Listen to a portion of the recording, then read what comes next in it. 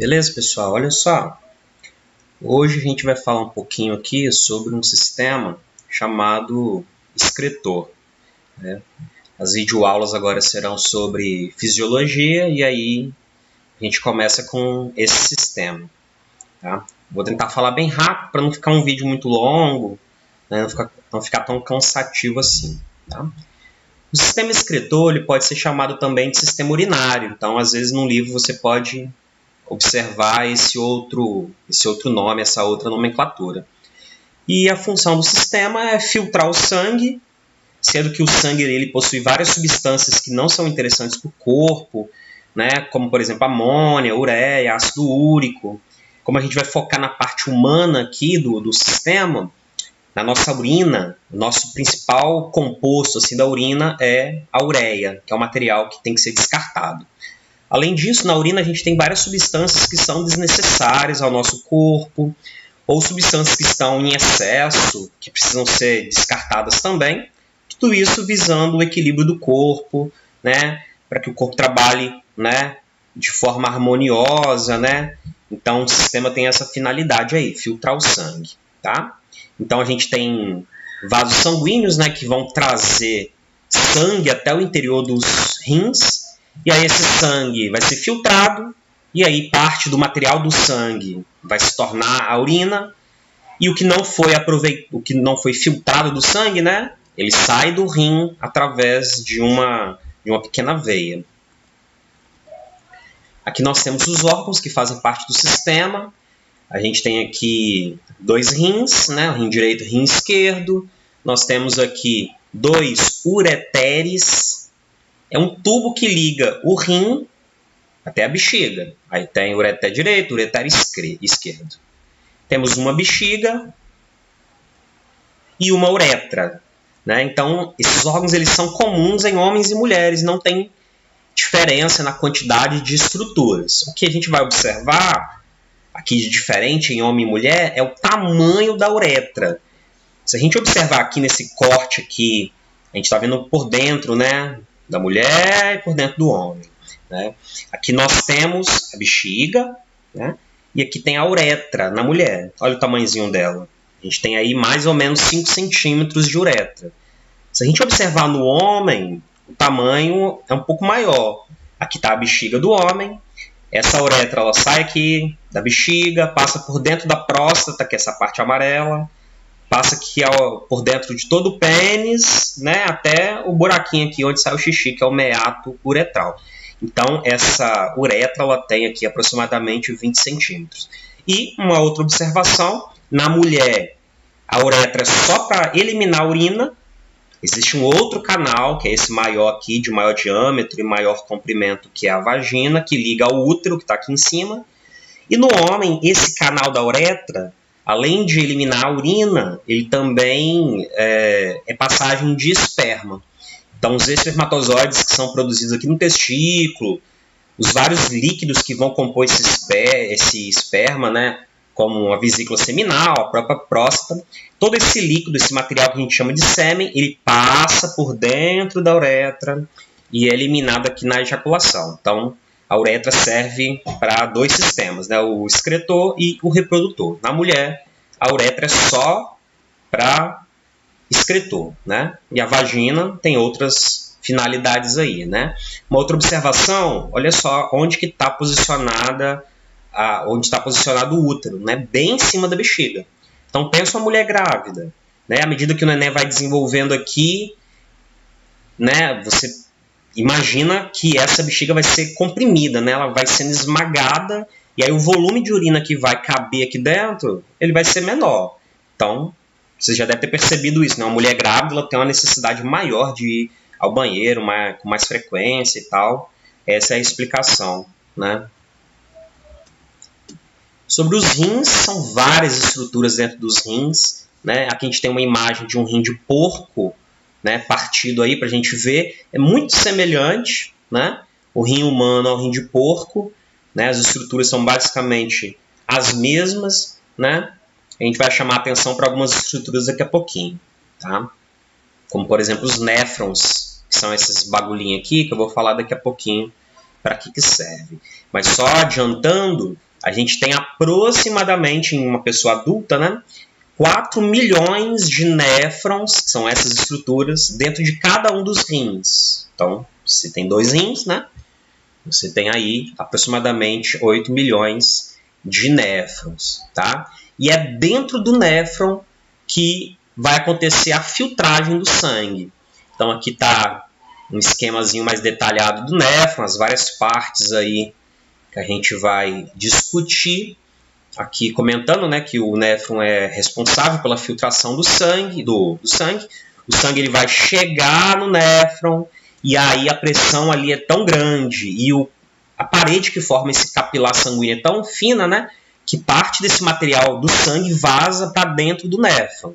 E aí esse líquido vai percorrer todas essas estruturas aqui do néfron até cair no túbulo coletor, que depois vai ser direcionado para o ureter, que vai para a bexiga, que vai para a uretra e você urina.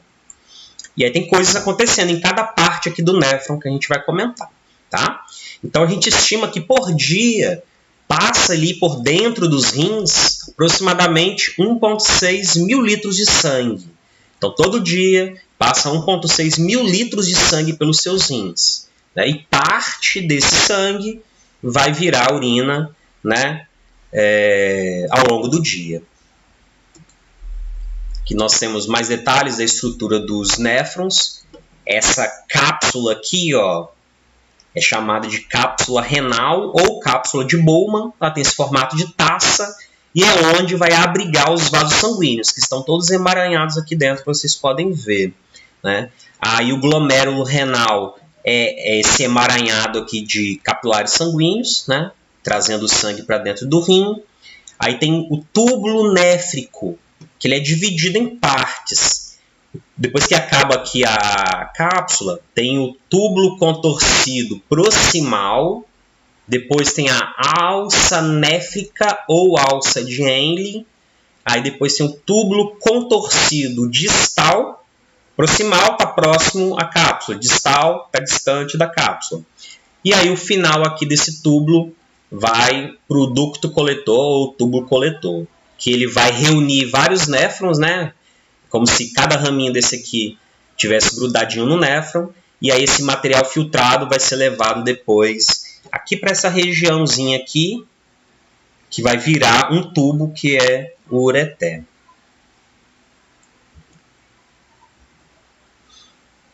Aí vocês lembram? Eu falei agora há pouco que passa por dentro dos rins mais ou menos 1,6 mil litros de sangue por dia. E a gente forma de filtrado desse sangue aproximadamente 180 litros por dia. Então sai do sangue aproximadamente 180 litros diariamente, né? Lembrando que esse sangue fica circulando nos rins o tempo todo, né? Então chegou o sangue aqui, aí a pressão acaba expulsando um pouco desse material, que é o filtrado, e ele cai para dentro do néfron. Então esse material filtrado é mais ou menos 180 litros diários, né? Então aqui está simulando a parede, né, do vaso sanguíneo, que é bem fininha, então algumas coisas que estão na circulação do sangue conseguem vazar e cair aqui dentro. Não é tudo, né? Igual aqui essas partes vermelhinhas são hemácias, são células, elas não vão passar. Aqui outra gifzinha mostrando exatamente isso. Então líquido e algumas substâncias dissolvidas conseguem sair do capilar sanguíneo, cair para dentro do néfron e formar esse filtrado. Né? E aí, ó, depois que filtrou, aí cai aqui no túbulo contorcido proximal, parte desse material filtrado volta para o sangue novamente, aqui é vaso sanguíneo, aí cai na alça néfrica, água é reabsorvida aqui nessa alça, aqui você pode até ter substâncias que saem do sangue e entram para dentro do néfron novamente. E também temos aqui o final do néfron, onde dá o túbulo coletor, ou ducto coletor. E aqui nesse ducto coletor, o tubo coletor, também tem reabsorção de água. Então, assim, a gente forma 180 litros de filtrado por dia, mas a gente absorve tanta água aqui depois desse filtrado, que a gente vai formar uma quantidade de urina bem menor. Algo aproximado aí de 1,5 litro de urina diária. Então, desses 180 litros, de filtrado, a gente forma 1,5 litros de urina todos os dias. E aí nós temos dois hormônios aqui que estão diretamente associados ao funcionamento dos rins. Um primeiro hormônio é o ADH, que significa hormônio antidiurético, né? Anti é contra, né? E o diurético é de eliminação de urina. Então esse hormônio ele vai, na verdade, inibir a formação excessiva de urina. Vou explicar como. Aqui é um outro nome para ele, vasopressina. A gente usa geralmente ADH, a maioria dos livros. E ele é produzido lá numa regiãozinha do encéfalo, chamado de hipotálamo, armazenado na hipófise. E aí, quando precisa, esse hormônio vai para a corrente sanguínea e ele vai agir lá nos túbulos contorcidos distais e nos ductos coletores para reabsorver água. Então, daqueles 180 litros de filtrado que a gente forma, a maior parte volta para a corrente sanguínea. Então, o que seria urina, o ADH vai estimular que as moléculas de água voltem para a corrente sanguínea. E aí esse volume diminui para 1,5 litros diários, né? 1,5 litros. Uma observação que a gente pode fazer aqui é o seguinte. Quando você consome álcool, né, o álcool ele acaba inibindo a produção de ADH. Então, se você inibe a produção de ADH, você acaba formando mais urina, porque você não reabsorve tanta água assim. Então, a pessoa que está bebendo ali no churrasco, por exemplo, né, tomando muita cerveja, toda hora ela tem que ir no banheiro, tem que fazer xixi. Isso é normal, porque o álcool acaba provocando isso, né? Ele inibe a produção do ADH e automaticamente você não vai reabsorver tanta água e forma muita urina. A aldosterona é um outro hormônio que é produzido aqui nessas glândulas que parecem um chapéuzinho aqui em cima dos rins, que são as adrenais. E aí eles produzem esse hormônio, né, a aldosterona, é liberado no sangue, e aí esse hormônio vai atuar lá nos néfrons, diminuindo a quantidade de sódio ali naquela região, né? Então é liberado quando diminui a quantidade de sódio no sangue. Então, se diminui muito, a aldosterona vai agir para controlar essa homeostase, né, essa concentração do íon Na+ aqui no seu sangue, né? É um regulador. E aqui é onde ele atua. Outra coisa que a gente pode falar aqui sobre sistema excretor são alguns problemas, né, de saúde. Os mais famosos aqui a gente vai discutir, são dois casos, né? O primeiro são os cálculos renais. Cálculo renal são as famosas pedras nos rins, né? E essas pedras elas podem se formar em várias posições aqui internas dentro do rim. Tudo isso devido a acúmulo de cristais. Esses cristais vão se aglomerando, se fundindo ali, formando uma pequena pedra, que pode ter várias composições diferentes, e gera uma dor bem intensa, né? Quando machuca ali internamente dentro do rim ou em outra parte do sistema excretor. A gente está vendo aqui nessa imagem, o cara apontando aqui para as costas, né? Porque a dor do rim geralmente é ali. Porque os rins eles ficam um pouco mais para trás assim no nosso abdômen, e quando sente dor, a dor é um pouco mais nas costas, não na frente, né? Na frente ali a gente tem intestino, a gente tem outros órgãos, os rins eles ficam um pouco mais para trás. Depois a gente pode mostrar outra imagem para facilitar o entendimento da posição ali do rim.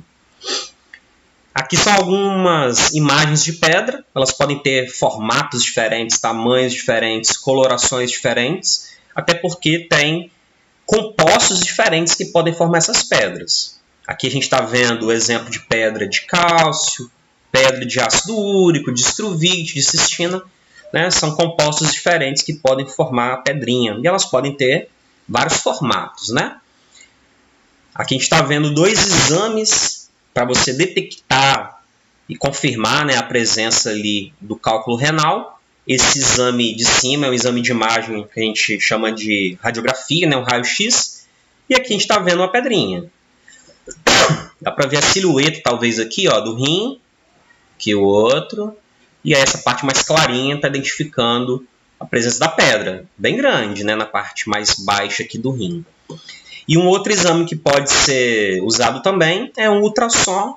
O ultrassom aqui, o legal dele é que a gente consegue medir o tamanho da pedra. Então, além de identificar, lembra lá quando faz o exame de ultrassom para bebê? A gente consegue estimar o tamanho ali do feto, do embrião, do bebê.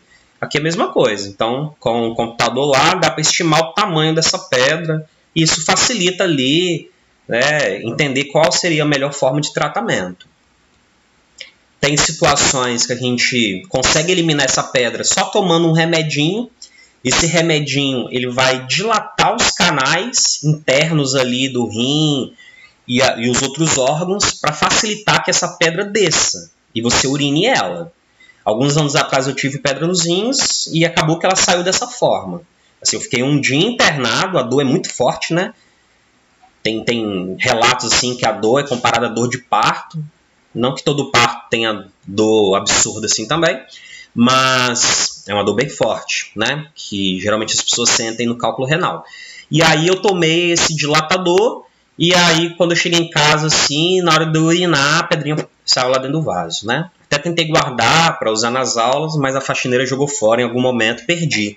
Mas eu tenho algumas pedrinhas guardadas de mãe de aluno, vó de aluno, que eu fui pedindo e fui guardando, depois eu mostro. Igual eu mostrei a pedra de vesícula, né, o cálculo biliar, eu tenho pedra de rim também, depois eu mostro para vocês. Tem situações que essa pedra está tão grande, tão mal posicionada, que você precisa ir lá buscar ela.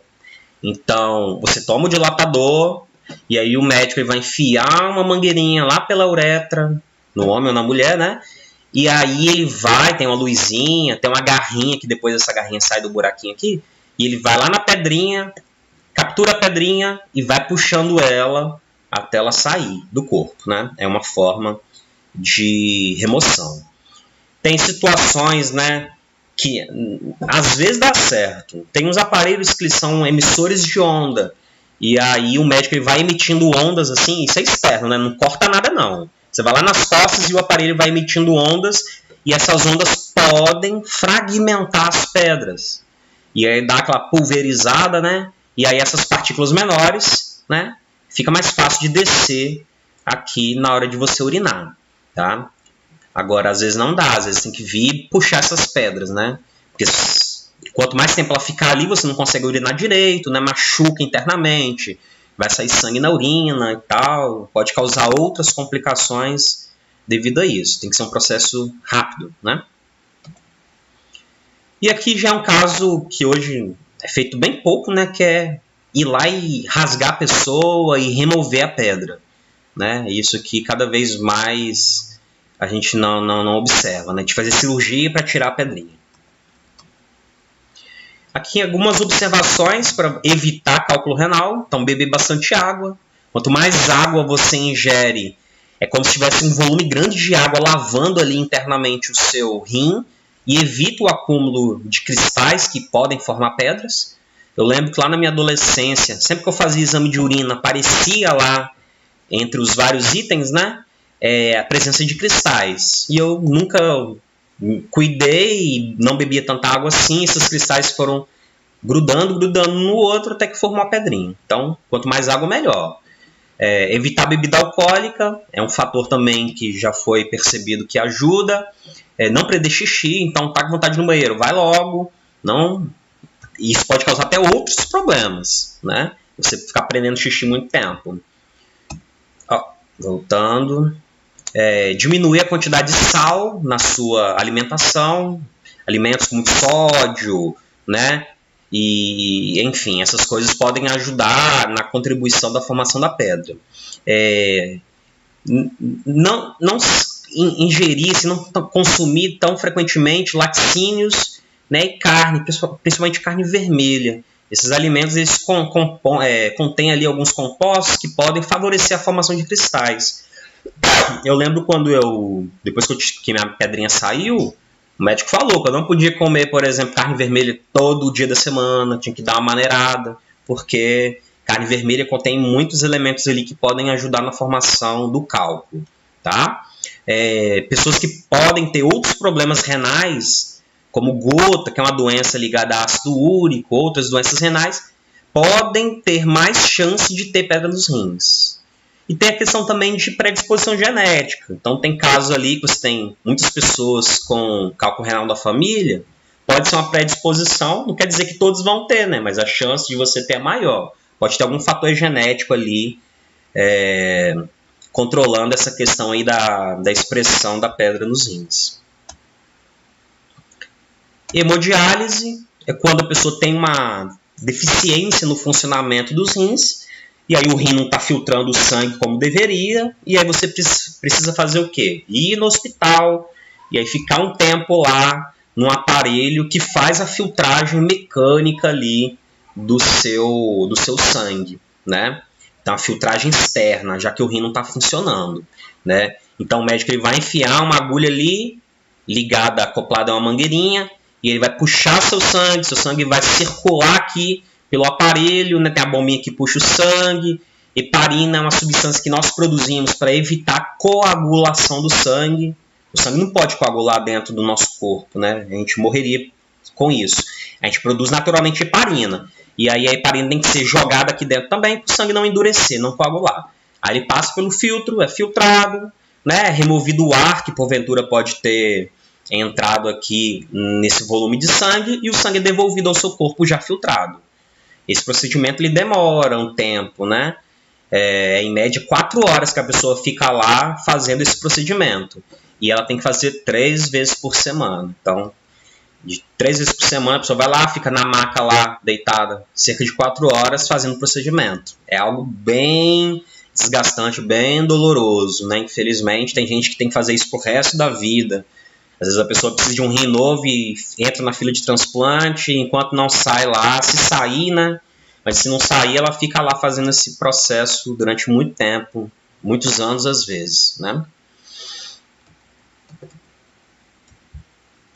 Aqui, ó, esse procedimento de precisar acoplar ali as agulhas para a bombinha sugar o seu sangue, isso machuca bastante, né? Então, quem faz hemodiálise durante um tempo, é comum a gente ver umas lesões assim, que externamente você percebe, né? Essa veia aqui, ela acaba sofrendo uma série de lesões, às vezes dá uma fibrosezinha, ela fica inchada, né? Tão machucada que ela fica, né? 3 vezes por semana indo ali, fazendo essa sucção de sangue, esse bombeamento de sangue, então machuca e a gente vê, né? Infelizmente é bem feinho, né? Assim, mas é um procedimento que salva muitas vidas, tá? Então, por hoje é isso aí, né? Tentei ser rápido para não ficar um vídeo tão longo, né? A gente não falou tudo do sistema excretor, mas falamos uma quantidade aqui bem boa, tá bom? Valeu, galera. Tchau, tchau.